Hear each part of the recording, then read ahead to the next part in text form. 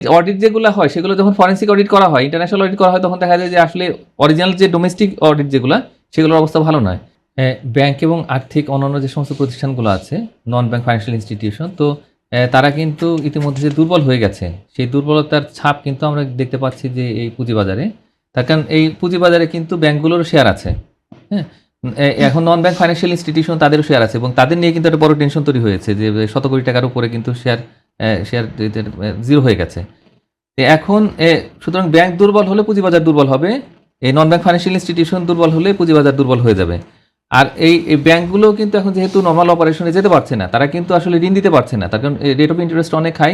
এখন rate of ইন্টারেস্টটা কমানোও যাচ্ছে না, কারণ হলো যে আমানতও সংগ্রহ হয়তো করা যাবে না যদি ইন্টারেস্ট রেট কমায়, বিশেষ করে যে লেন্ডিং রেট সেটি।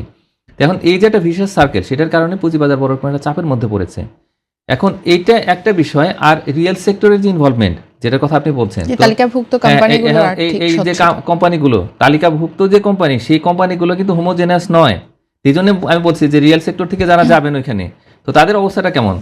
এখন এই যে সমস্ত নাম সর্বস্ব যে কোম্পানিগুলো আছে, সেগুলোর কিন্তু প্রভাব এখনো কমেনি। আমরা দেখতে পাচ্ছি যে হয়তো রাঘবপালরা একটা অংশ কিন্তু নেই এখন পুঁজিবাজারে, তার কারণ তাদের মধ্যে অনেকে জেলে আছেন, হ্যাঁ, অনেকে পালিয়ে গেছেন। কিন্তু বাকি যারা আছেন তারাও কিন্তু এই যে আগেও যেরকম খেলতেন, এখনো কিন্তু খেলার সুযোগ নিতে চাচ্ছেন। একমাত্র স্মার্ট সিটি বসুন্ধরা, আধুনিকতায় এক ধাপ এগিয়ে।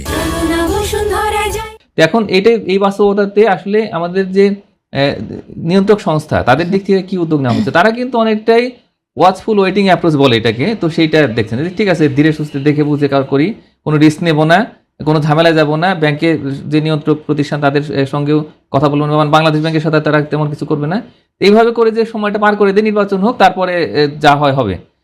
এই অবস্থা হলে তো আসলে কি হয়, তখন কিন্তু একদিকে ব্যাংকগুলো, আর্থিক প্রতিষ্ঠানগুলো দুর্বল, অন্যদিকে এই যে ইনলিস্টেড যে কোম্পানিগুলো আছে, যেটার কথা বললাম যে তাদের মধ্যে হয়তো কেউ ভালো বা বেশিরভাগই হয়তো ভালো নয়। তো এখন এইভাবে যদি হয়, তাহলে সেই ক্ষেত্রে কি অবস্থা দাঁড়াবে। হ্যাঁ, কিছু কিছু কোম্পানি আছে যারা আসলেই ভালো, তাদের এই ব্যালেন্স শিটটা হয়, তাদের অডিটটা ভালো। অডিট নিয়ে অনেক সমস্যা আছে, মানে অডিট যেগুলো হয় সেগুলো যখন ফরেন্সিক অডিট করা হয়, ইন্টারন্যাশনাল অডিট করা হয়, তখন দেখা যায় যে আসলে অরিজিনাল যে ডোমেস্টিক অডিট যেগুলো, সেগুলোর অবস্থা ভালো নয়। তো এই অবস্থায় আসলে আমাদের জন্য খুবই দুঃখজনক যে আমাদের এনলিস্টেড যে সমস্ত কোম্পানিগুলো আছে, হ্যাঁ, তো সেগুলোর মধ্যে সবাইকে আমরা ভালোভাবে উপস্থাপন করতে পারছি না। আর যারা আসছেন তাদের মধ্যে বিভিন্ন ক্যাটাগরির কারণে, যে নিচের দিকের যে ক্যাটাগরি, সেগুলোর মধ্যেও কিছু রিফর্ম করার চেষ্টা করা হয়েছে, যে না, যে থেকে কিছু কিছুকে হয়তো উপরে তোলা হবে। তো সেগুলা কৃত্রিমভাবে যদি আমরা তুলি, তাহলে সেক্ষেত্রে আবার পুঁজিবাজারে কোনো নেতিবাচক প্রভাব পড়বে কিনা, সেগুলো একটু দেখতে হবে।